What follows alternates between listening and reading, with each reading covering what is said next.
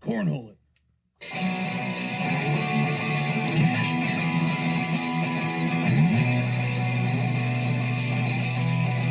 Big ass cornhole. We hope you throw it straight. And nothing but four baggers from here on out.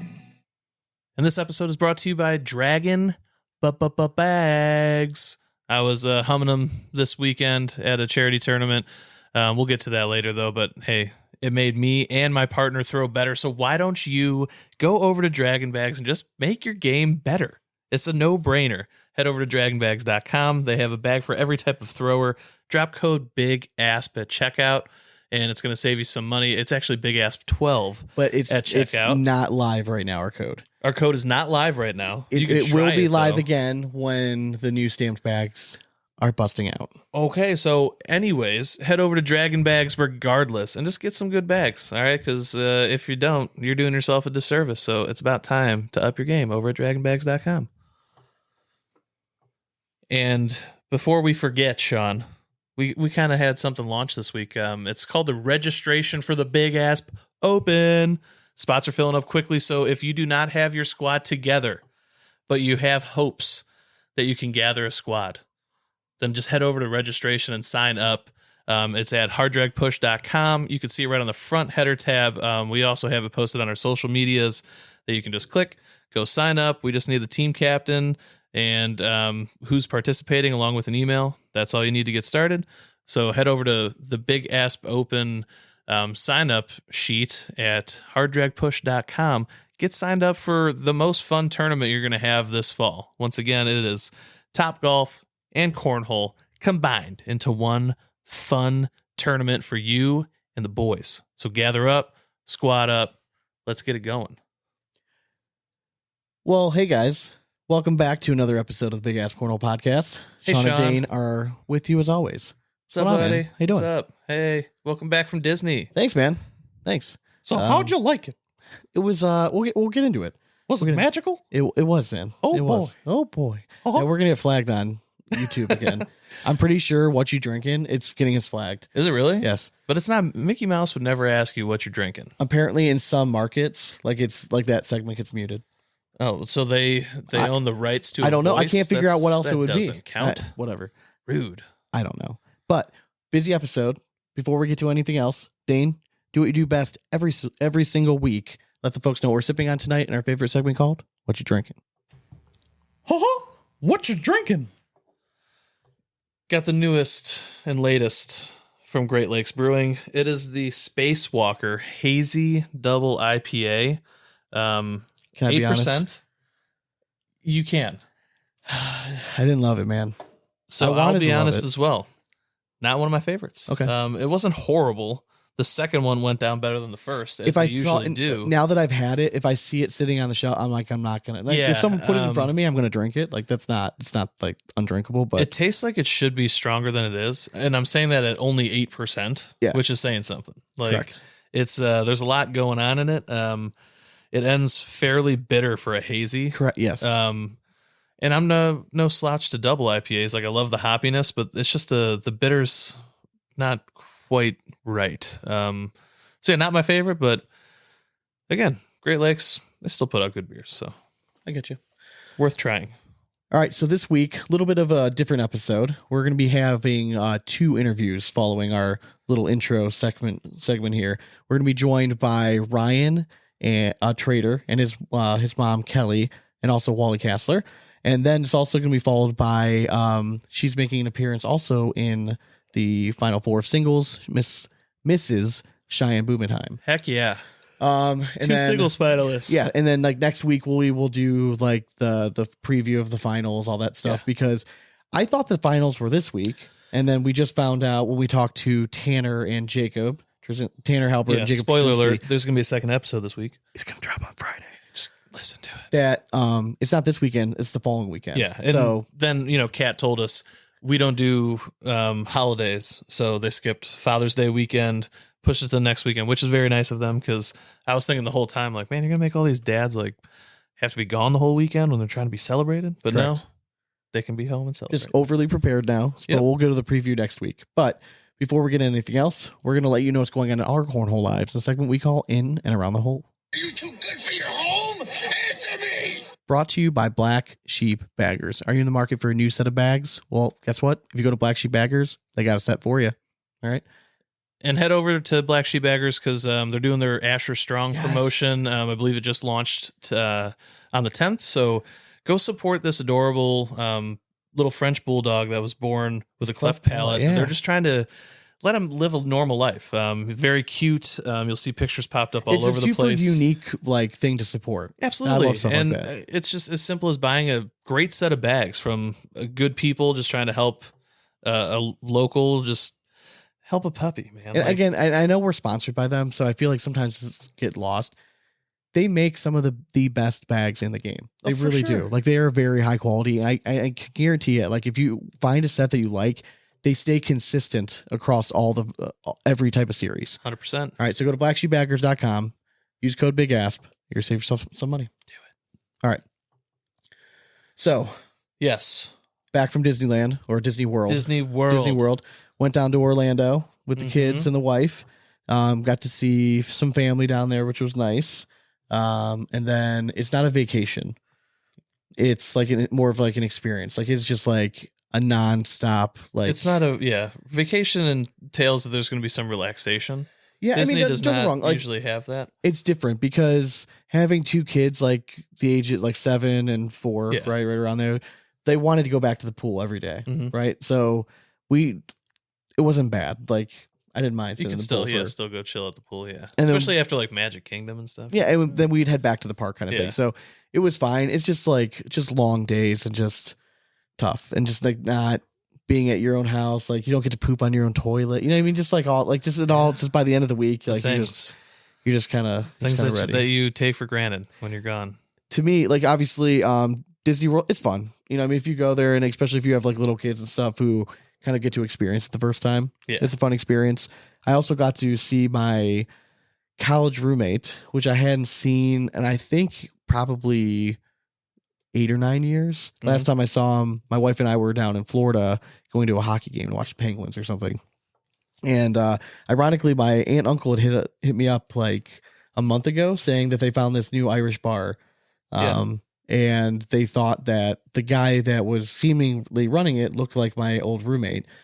They went back a week later. They found out, oh, hey, it was Sean's roommate. So I went and checked out his bar. It's fucking awesome. Like, legit, like, think PJs. Like, well, that's fantastic. Literally Especially out there hired in an Orlando. Irish architect. It's so him, his brother, his wife all own it. So, And what's it called? The Castle? Castle. It's the Beautiful. Castle. So if you were in the Orlando area, it's called the Castle, and I can't remember exactly. Winter Garden. Yeah, I think it's in Winter Garden. I think it's Winter Garden, downtown Winter Garden.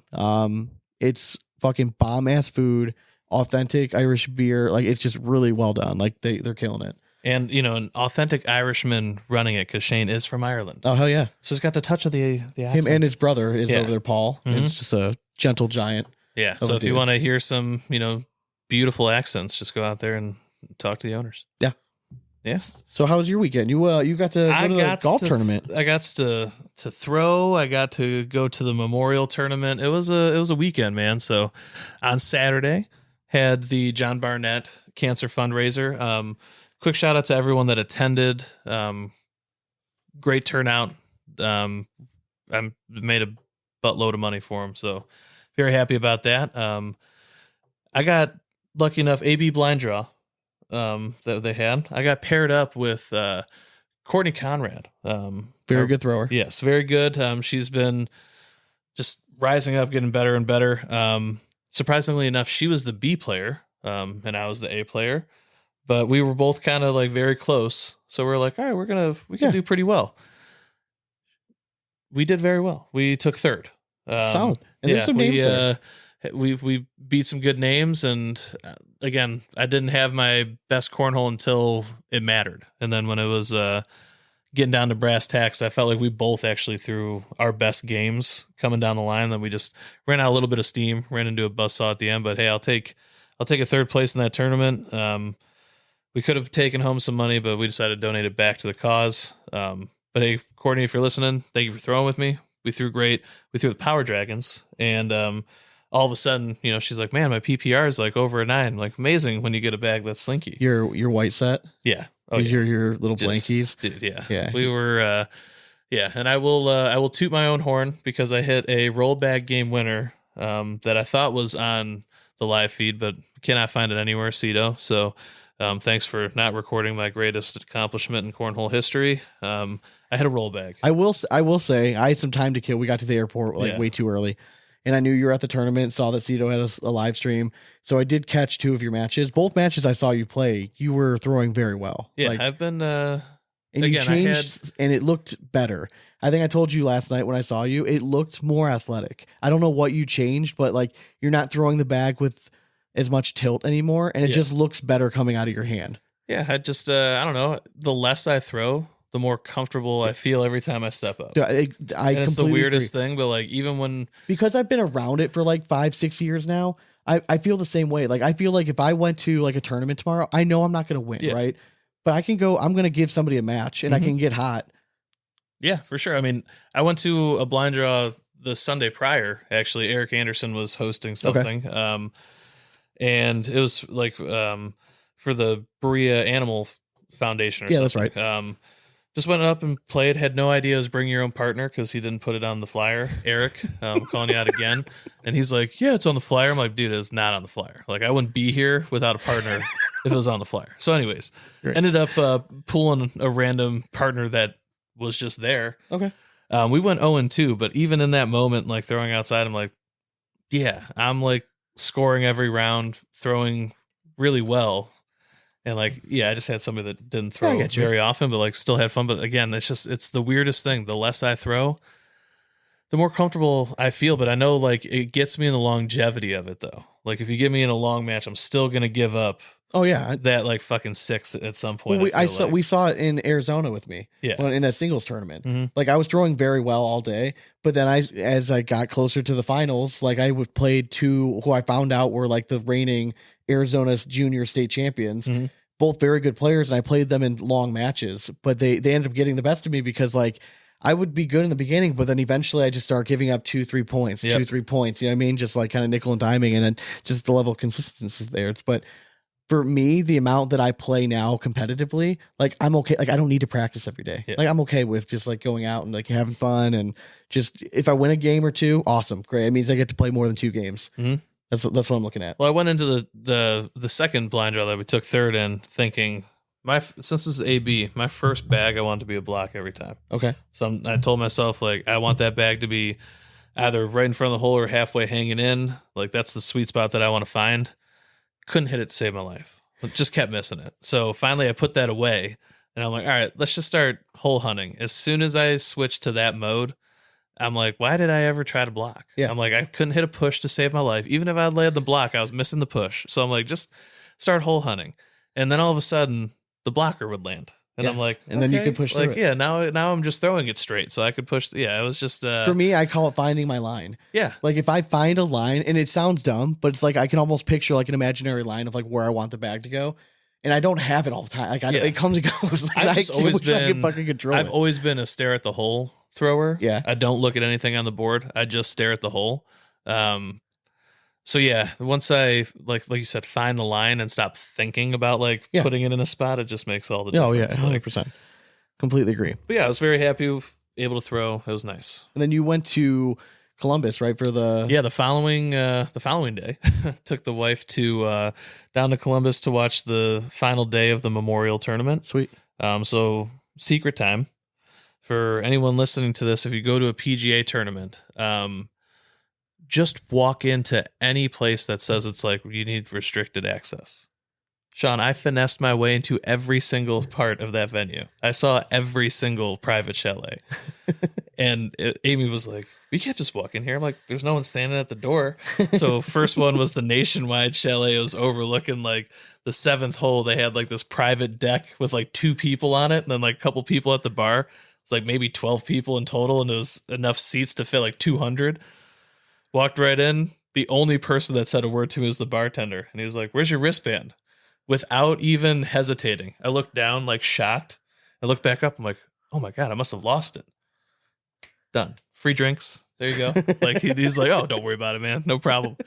Every single one of them, we just walked right into. And I told Amy, I'm like, don't question it. Just look like you belong there. Correct. And it fucking worked on every single it time. does. Fake it till you make it. Yeah, you're correct. Low key, we went out there and drank and ate for free. And had a ball in time, man. I told her, I'm like, I want to see the course. I want to see all these little things because my company did a lot of the work on it, so it's just cool to see it all set up. But in order to see it set you up, did all the graphics and stuff. yeah, I did all the graphics. So I had over 285 graphics at the event.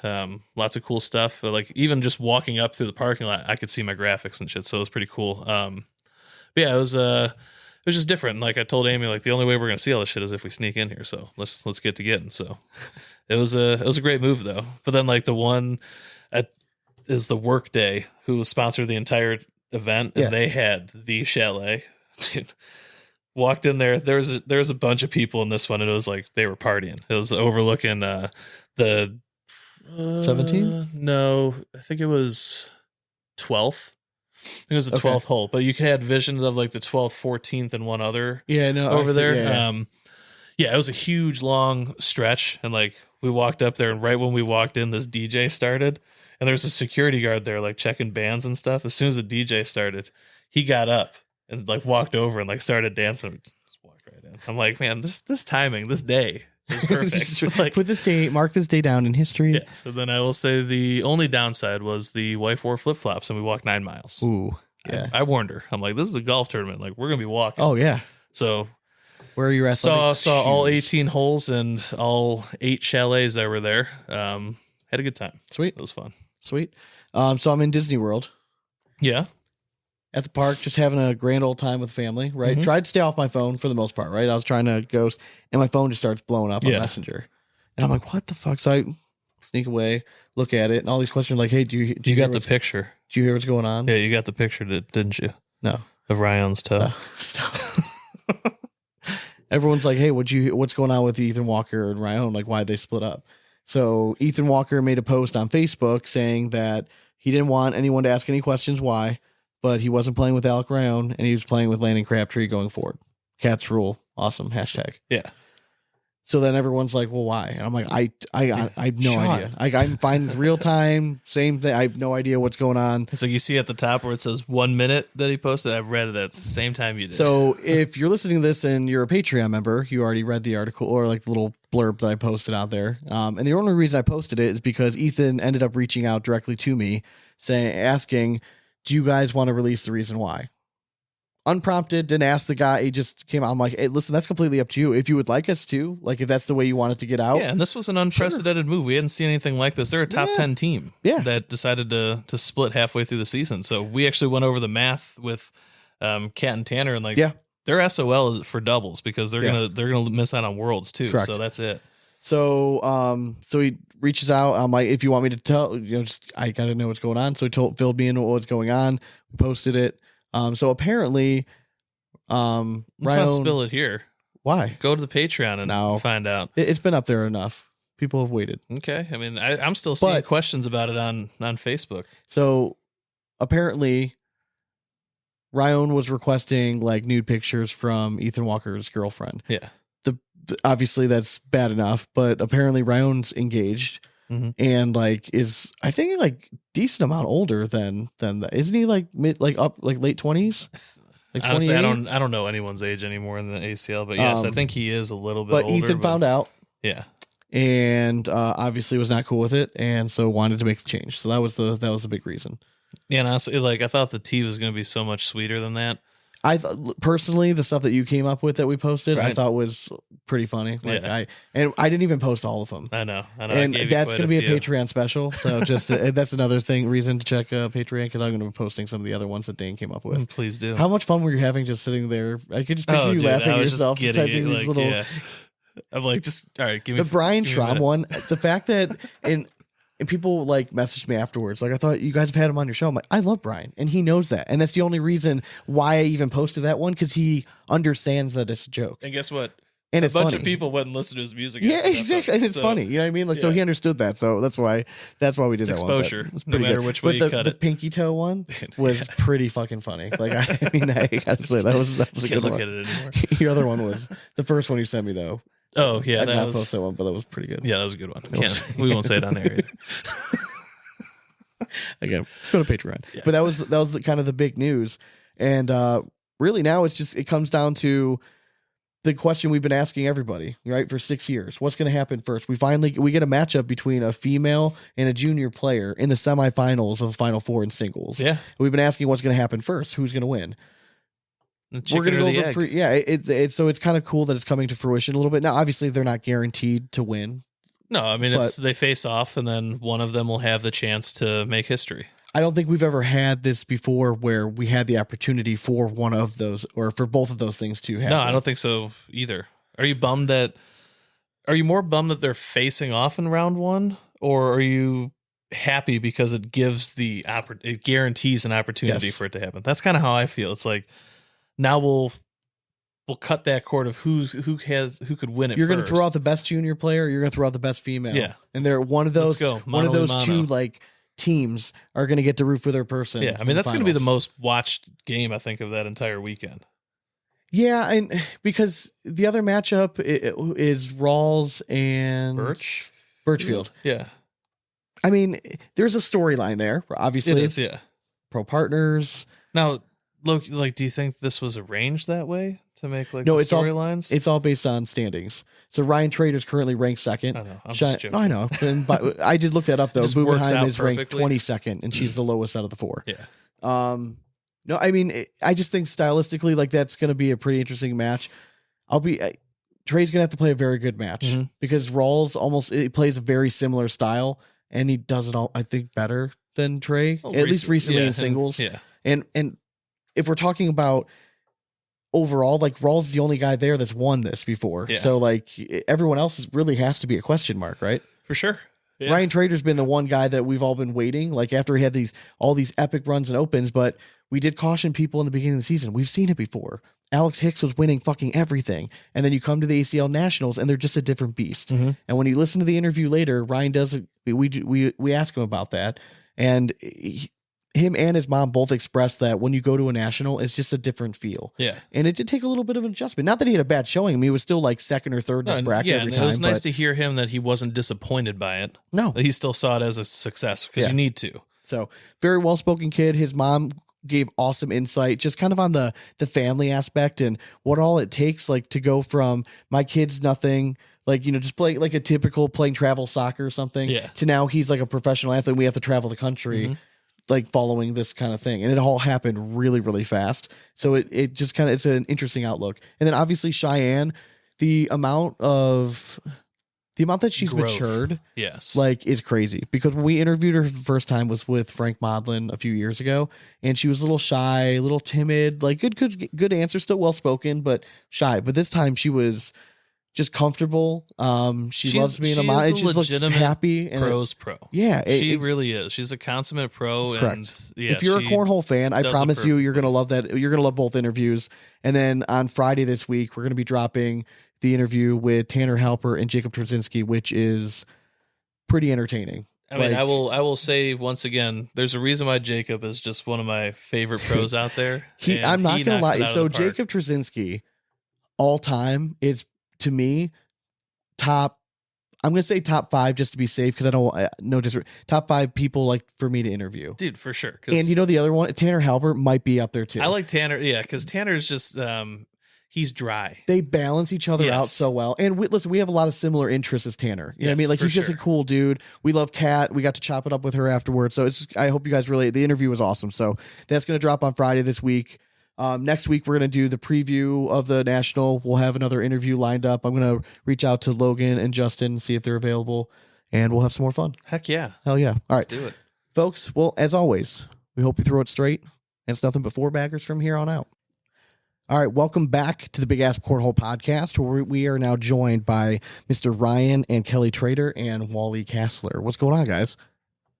What's going on? So, What up? What's going on? I'm gonna restart this so we can get the video as well. Oh, cool. Just do it now. Recording in progress. Well, it doesn't There we matter. go. No, That doesn't really matter. the video will be afterwards anyways. But thanks for joining us, guys. So Ryan, man, you had a pretty nice weekend a few weeks ago. How you doing? It feels good. I always make it to the end every time, and I can't finish. I finally finished up. So, like, I wanted to start with you. What was it like having so much success, like, early on in the season? I mean, you were like, I don't want to say you were coming out of nowhere, but like, you were obviously a very good junior player. Everyone thinks they're going to do really well their first year on like the pro level, but like in the open season, you were kind of just running through everyone. What was that like? It was great. I thought I was at the top at that time. I'm still at the top, but I felt like I was better at that time, but I'm starting to get back to that. So again. what do you think it changed?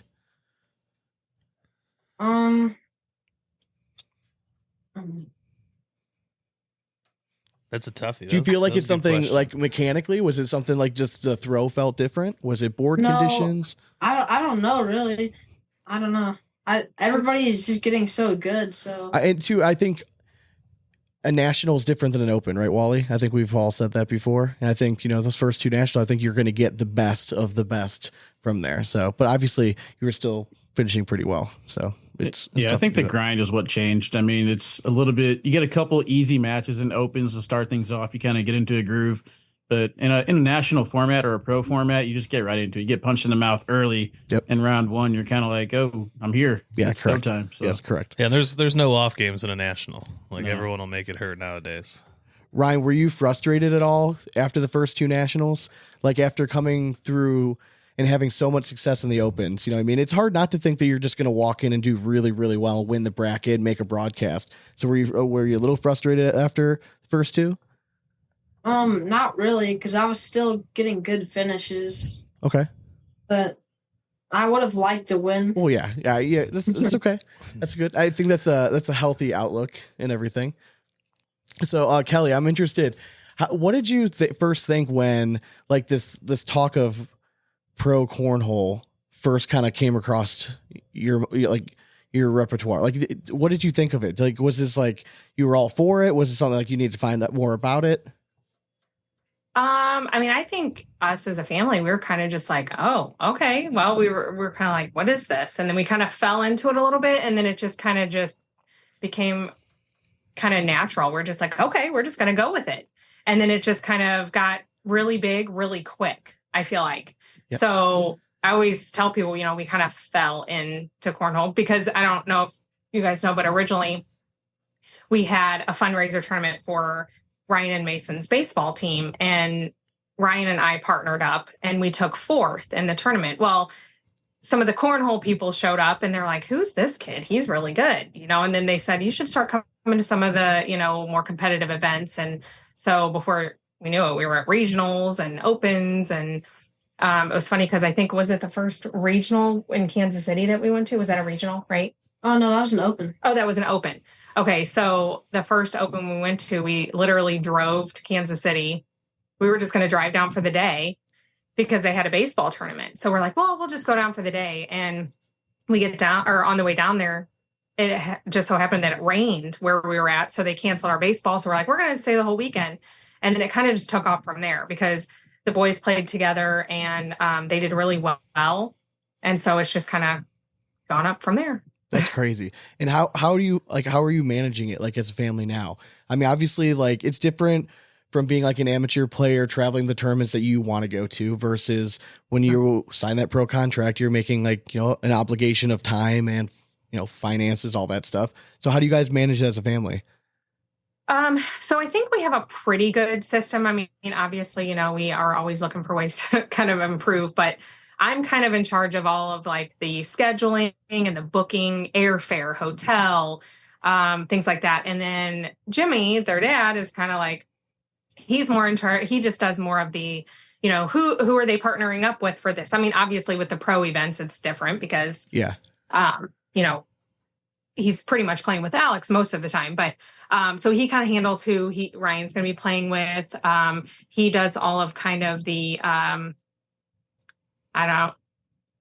registering them and kind of managing the ACL account and the funds and things like that. He does all that kind of stuff. So I think we make a pretty good team as far as that goes. I mean, we have a pretty good system, and we're just kind of, always looking to improve though. Cause I feel like this year is definitely a learning experience for us, because we're kind of just like all in and just trial and error. Well, yeah, nobody's written a book on the right way to do it either. So there's no easy way to go about it. But luckily, there's a lot of cornhole families who have young people. Like I think the Gores are, a good example. You know what I mean? Like they're always somebody you can always go bounce off because they've been around for a little bit. You know what I mean? So it is nice that you have some people to relate to. Yeah, that's. I was going to say that is very helpful too, because if I'm like, oh my gosh. I don't know what, because for sure the nationals are a whole different kind of beast. So it's like there's things that we just don't know. So it is nice too to reach out. Like I talked to Alex's mom, Tiffany, about things. So she's very helpful too. And then yes, like you said, Amy Gore, the Gore mom. So it's great to have those. Oh yeah. Kind of things. If nothing else, at least you have someone to commiserate with too. You know what I mean? Because like it's hard too. Because I can't imagine, my kids are still little, right? So they're not at they're playing t-ball, but like no one wins or loses. It has to be like watching your son do like an individual sport, right? Watching him compete. How are you as a watcher? Are you like a loud, or are you like a nervous watcher in the corner? Are you like, take us through that? Actually, Ryan, can you answer it first? Oh yeah. What kind of watcher is your mom? I don't think she's nervous or she talks a lot. She's just like, I'm like serious and quiet. Yeah, quiet. Like intense. Kind Do you ever get loud when like things are going well? I do, but I actually am I feel like I hold back a little bit more, because I feel like if I'm too loud, it's almost like he looks at me like, Mom. Yeah, you can't embarrass him. Jeez. Probably because I'm pretty pretty chill anyway. So when he sees me getting worked up, then maybe it kind of frazzles him a little bit. I don't know. I got it. But definitely like in the juniors event last year, the USA juniors. Yeah, I had to, when I found out that he was actually going to be on TV, I had Jimmy and I we had to walk outside and just get some fresh air and just, like, this is real here. So. Well, that was a very intense for us. Yeah, I hate to break it to you, Ryan. Like I'm 35 and my mom still embarrasses me. So there's no end in sight, man. Correct. Well, it was funny because today he's like, "Oh, well, you don't have to be on, Mom." And I'm like, "Oh, well, are you embarrassed by me?" Do you? He didn't say that, but I was. You get the vibe. You get it. I was gonna say, for me, it's more fun watching the parents whenever the kids are playing than it is actually watching the kids. Absolutely. Yeah. I go back to that Matt Guy versus Baby Goat match, and Alex is just out there throwing bags. He's making them in the hole. Same thing with Ryan. These kids are out there just playing a game. For them, it's just fun. They don't know how to really lose yet. They don't have that pressure on them. They're just kind of out there winging it. But the parents, they're hanging onto every single bag. One bag misses off to the side. You can see it on their face, and they have to kind of reset themselves. But correct. It's so much more fun watching the parents. It really is. It is. Especially when they don't know they're being watched. Yeah.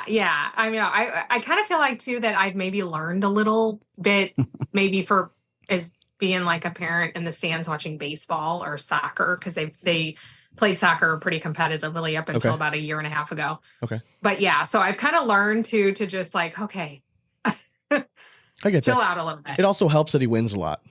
Right. You know what I mean? Well, that is true, because it's hard. It's hard. It's hard both ways, but just different. When he wins, it's like, you feel that extra pressure for him too, because then it's like, okay, well, now you're setting the standard up here for yourself. And so then I'm like, ooh, because I keep seeing, I see him as he's my 13-year-old son, when everybody else is like, oh, well, he's like a grown adult out here competing with all these other guys and girls. So yeah, it's crazy how young in general the sport is, because like even the guys that have been around a long time, like let's throw out the name like Trey Birchfield. What is he, like 22? Like, you know what I mean? Like he's still a kid, he's still super young, but like he seems like an old man in the game just because of all the youth potential that's out there right now. So Ryan, I got to ask, man, so you have one of the most unique throws like in the game, right?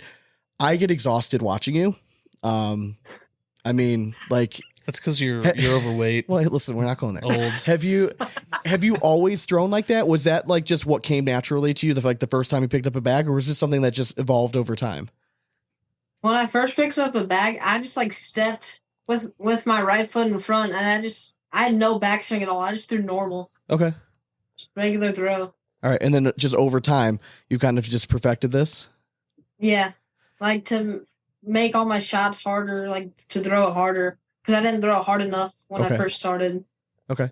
And then one thing is last year, I guess from last year to this year, they made a subtle change into, I'm sure you've heard like the step over rule, right? At this point, I'm sure you're probably sick and tired of hearing about it. But did you make a conscious effort to like change your throw at all to keep the back foot planted every time? Or was that something that you were already pretty much doing all the time anyways? I had to worry about it a little bit because I stepped over both feet like for a while. Okay. And I just kept on practicing downstairs and ended up getting it down. Okay. Yeah. I mean, do you I get will say he wears through shoes a little bit. Oh, I faster can than- imagine. The toes, right? It's got to wear dog. The toe. I'm like, shit, you're wearing a hole through the toe. You just got to get some steel I honestly toes on think one that foot foot. foul rule is what made Ryan so good, to be honest with you, because Ryan, like you said, he stepped over a couple times, but having to go through the repetitions of making sure he kept that back foot planted, he probably practiced more.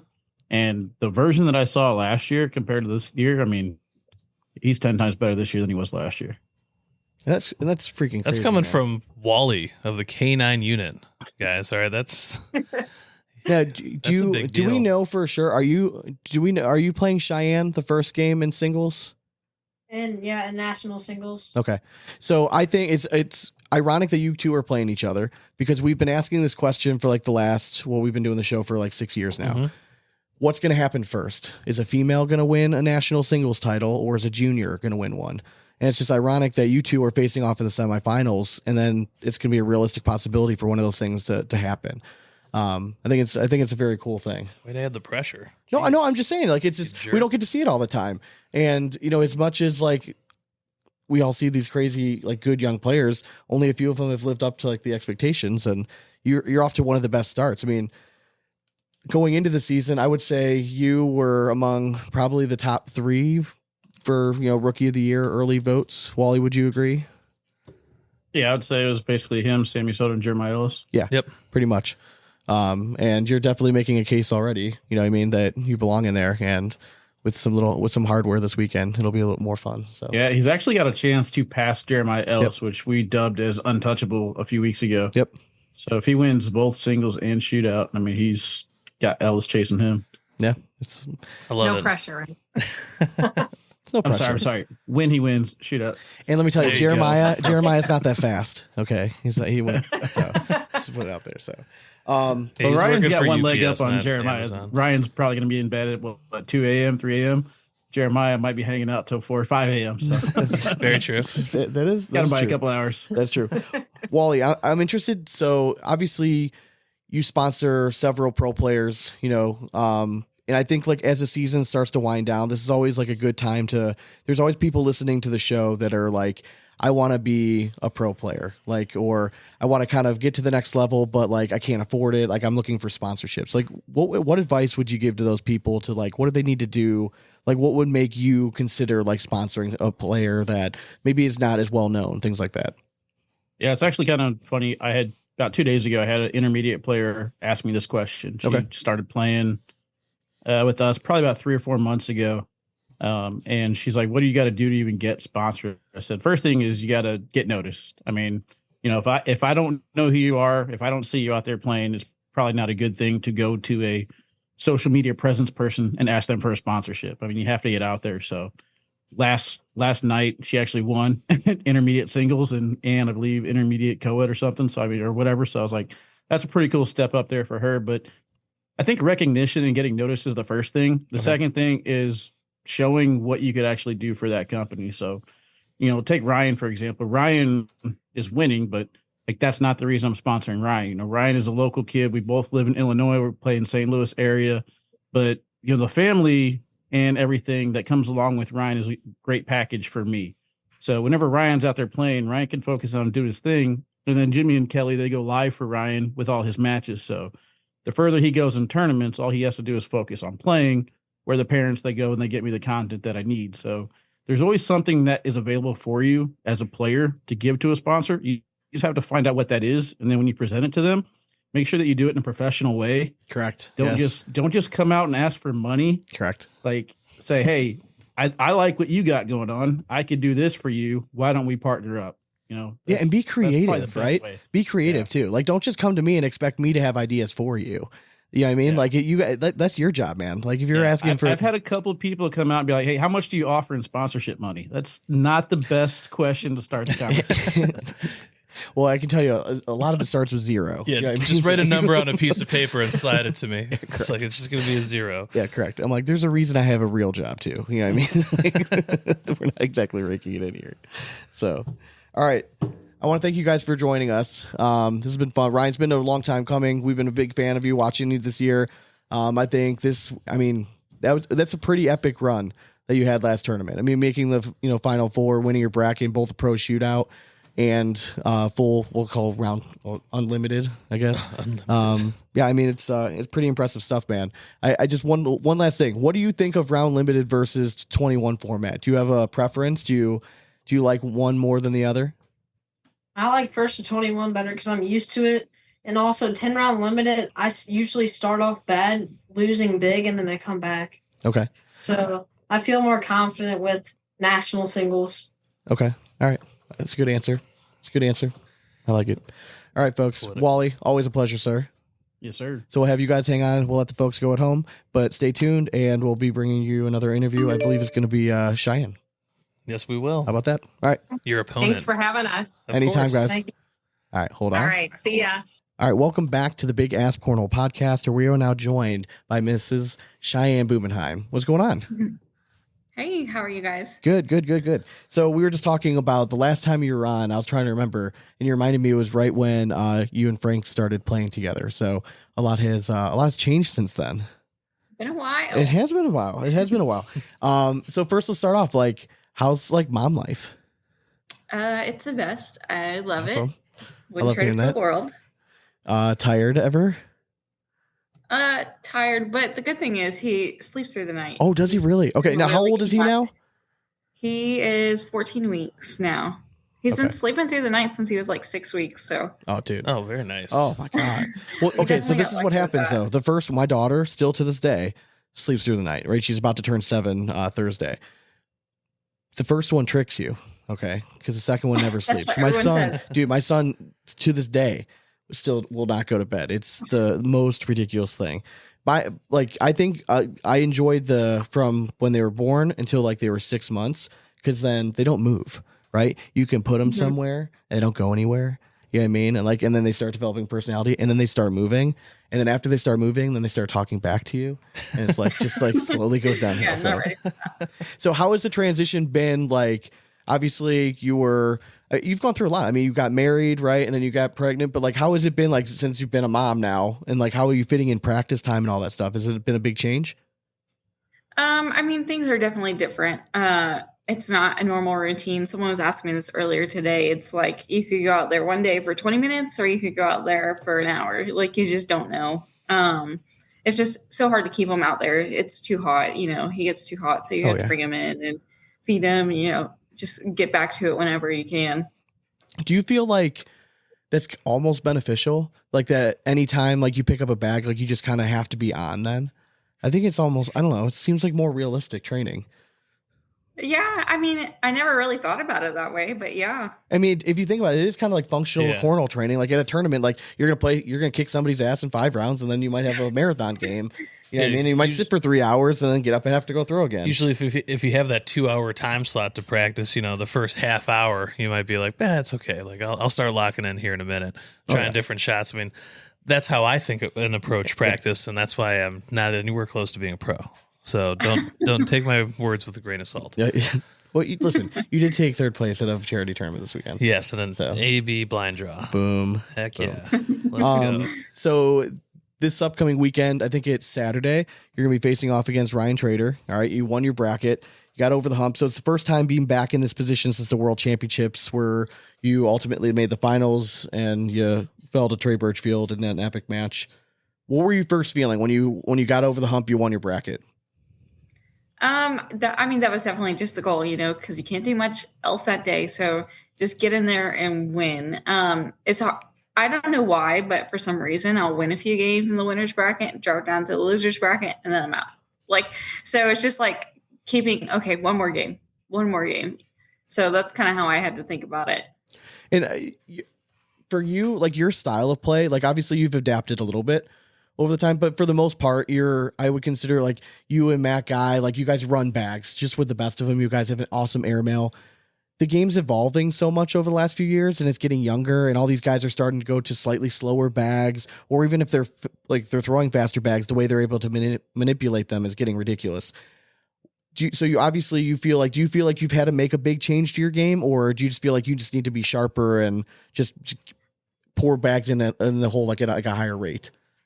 I don't feel like I really changed my game. Okay. It's just getting stronger with those push shots because, everybody wants to block the hole and then roll over it 5 times after that. So you just kind of have to just realize that that's how the game is. And I don't have that shot. I'll never have that shot. So I'm just working on what I do have. And that's just pushing through stuff. Did you experiment with it? Like, did you try to add it?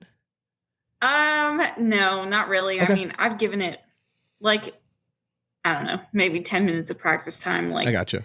A few practice sessions, but I accepted the fate. It's not happening. I get it. No. I mean, if it's not broke, don't fix no, it. I know that, and that's proponent to it. I think it's very important for people to hear that because, like myself, I wish I would have heard that like 2 years ago when the shot first started coming out, and we do this show, right? And I felt like I had to be able to do it to be able to talk about it. So I can do it like if the stars align perfectly. You know what I mean? The boards are perfect. The humidity's just right.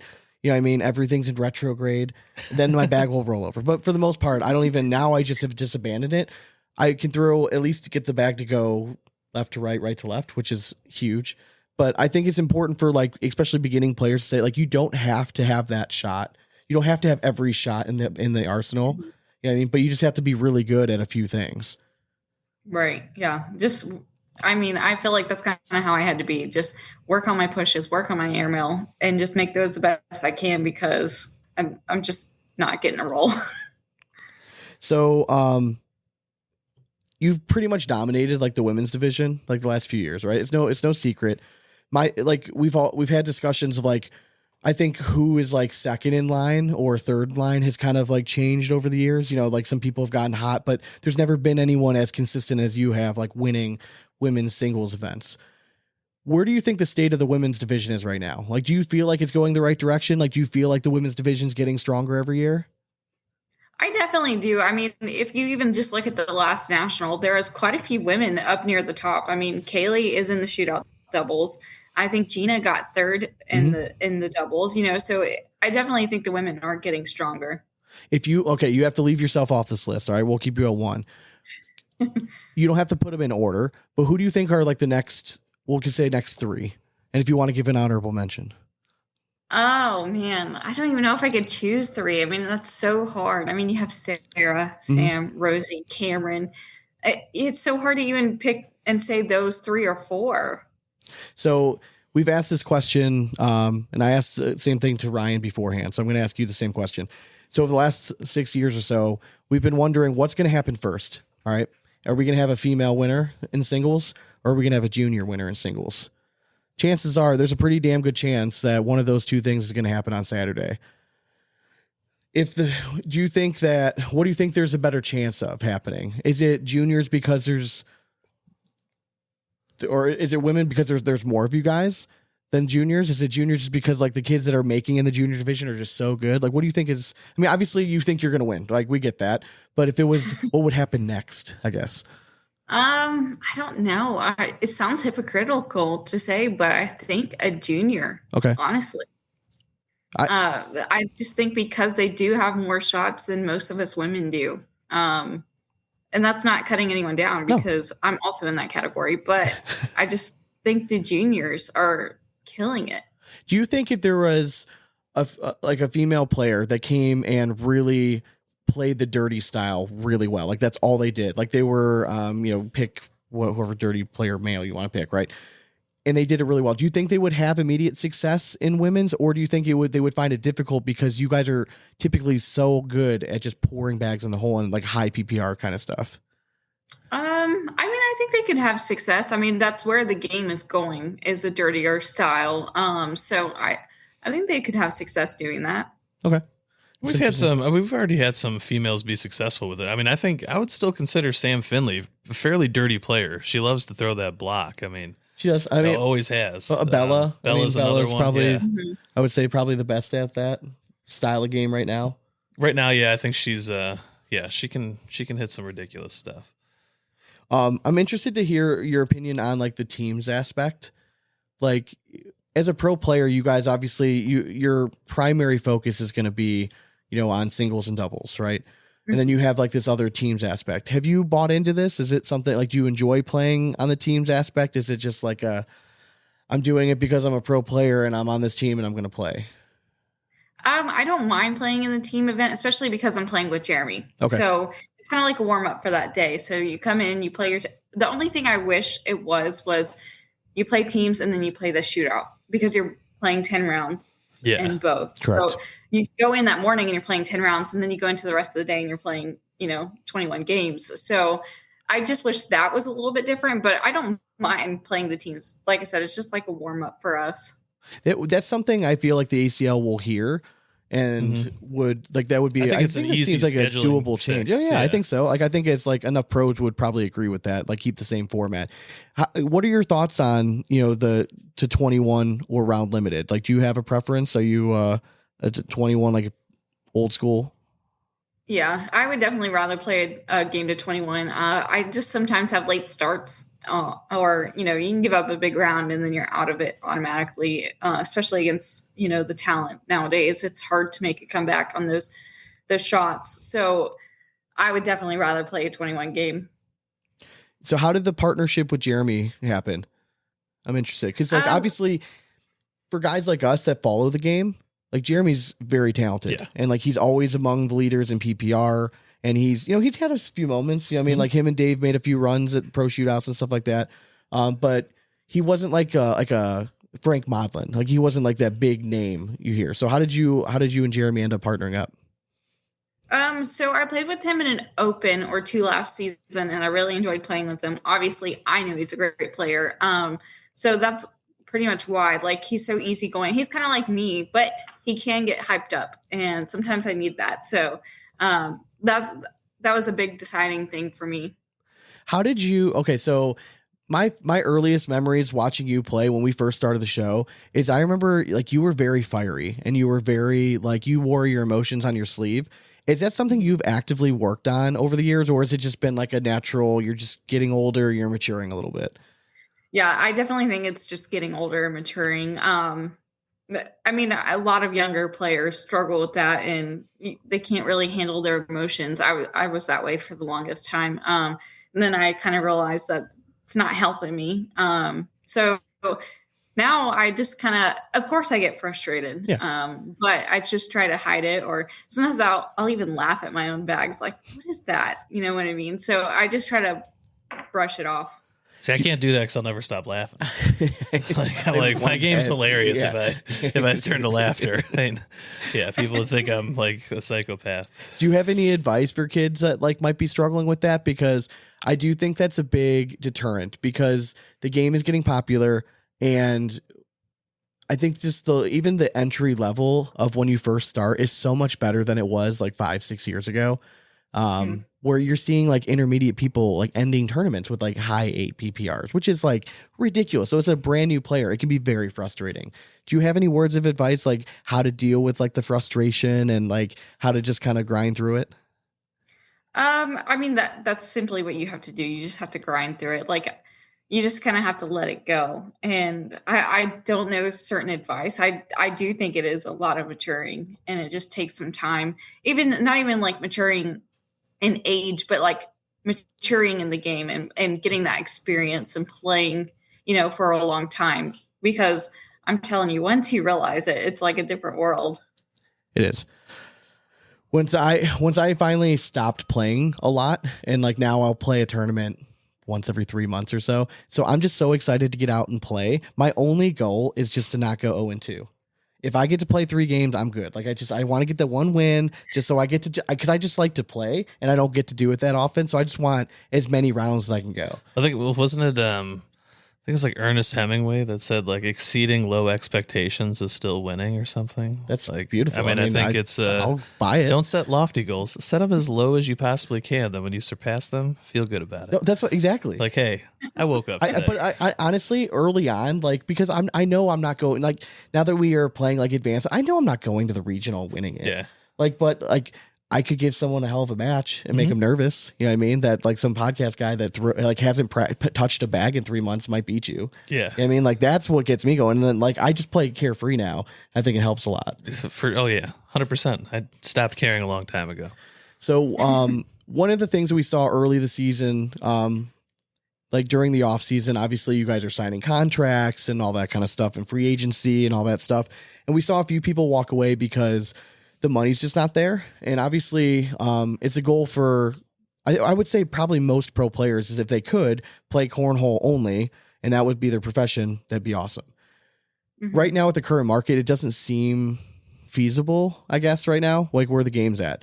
Do you think right now the pro division is too big? Yes and no. Okay. I never really thought about it, but I would say if I was going to say yes, I think it's a little bit too big. Okay. Because if we're putting like, if we're in the circle of trust here, there's 256 pros, I think there are at any given tournament. How many of them were we giving a realistic chance to win like singles? Yeah, I think we were always in like we always kind of said like a 50 range. Yeah, 50 maybe. Yeah. I think I'd probably feel comfortable 50-ish. Mm-hmm. That might even be high. We might be being generous if we're really going down to it. But then when you look at that list of 50 though, I know, are we being generous? Now. I know like, it is getting really very, very deep. It's I have to keep reminding myself that because when I'm going down the singles rankings, I'm like I was looking, I wanted to get my stats and working on an article and I'm like, you're ranked 22nd and you're in the bracket finals. Like that is bananas. Yeah. Like that's crazy. So obviously this year was a little bit different in the whole points rankings. They're including pro shootout stuff. Are you a fan of that? Or do you wish? I didn't know that until actually the last national, because we were asking Kat some questions about it. But yes and no. I luckily had a good shootout run the first national, but that's been about it in singles. Like I have not done well in either the second or the third one. So yes and no.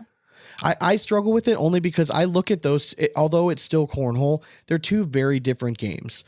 And the reason round limited is exciting is because you can have the best player in the world against the lowest ranked pro. And that lowest ranked pro, all they have to do is hold on for 10 rounds. Mm-hmm. And like you said, some of the best players in the world, you guys are slow starters. You guys are just kind of finding your pocket. Once you guys find your pocket, then they're screwed. But if it takes you 6 or 7 rounds to really click and find it, and they just happen to get hot, I mean, I don't know. It seems like an odd mix that they're adding in this point system. And to me, I'm still trying to wrap my head around it. I mean, you and I have spoke about it earlier. Like, I hate the weight of it off that after right that first national. Correct. The weight of it was just too heavy. Because if you suck at your first pro shootout, it really you're impacted really setting everything. yourself up for failure because some of those draws are just brutal. Yeah. Mm-hmm. Now, I will say I kind of like, and I would be interested to hear your opinion as well. I like the fact that it wasn't a random draw. I used to think, no, I like the random draw. It kind of makes it exciting. But I like the fact that you guys had like some sort of like a rounders format to figure it out. Did you like that better? Yeah, I just feel like it's a little bit more fair that way. You know, you kind of know how you did in rounders, so you can kind of expect or try to expect of who you might play or like a level you might play. Are you a bracket person? Like when the brackets come out, do you like want to know who you're going to play and like want to know everything about like how they play it? Yes. Okay. All right. I love the honesty. That's great. I would be the same exact way. So it's like a little present, you know, you like get it. You get your bracket like a week before and you're like, you have to take a peek at it. So you just dream of how you're going to beat each person's ass on the way down. Yeah. It's like, check. No, but like, so do you like looking ahead at like, do you study film or like, do you like try to go back and think about the players at all? She doesn't have time for that. No, I don't do any of that. I just kind of look and kind of mentally kind of prepare myself. But that's about it. I don't look at film. I don't even watch my own games. You should try shadow throwing with no bags and just envision yourself winning every game. Maybe Hey, listen, baseball it's gotta be players do something. it. It's gotta be something. So is cornhole like your, like, if we're talking like a 5 and a 10-year plan, like, do you still see you playing professional cornhole in like the long term? Yeah, I mean, I see myself playing as long as, the game is supporting my family. Okay. That's awesome to hear. Do you still love it as much as you did, like, 5 years ago? No, who loves their job? No, I'm Well, just that's kidding. no, but it is. Cody Henderson actually brought up a good point, because I asked him the one time, like, do you even like playing anymore? And he stopped and he's like, wow, that's really deep. And he's like, I never even thought of that. And he's like, it's making me wonder that I have to think this hard if I even like it. So it's interesting No. because it turns into a job and it does change things. No, I really do enjoy playing. Now, here on like a local level, I don't enjoy that. Why is I that? will go play. I don't know. I just feel like, I don't know. You have It's more just life to live, boring to me, Yeah. So I'd rather travel and play. Amen. And there's more competition. So yes, I'm lying. I lied.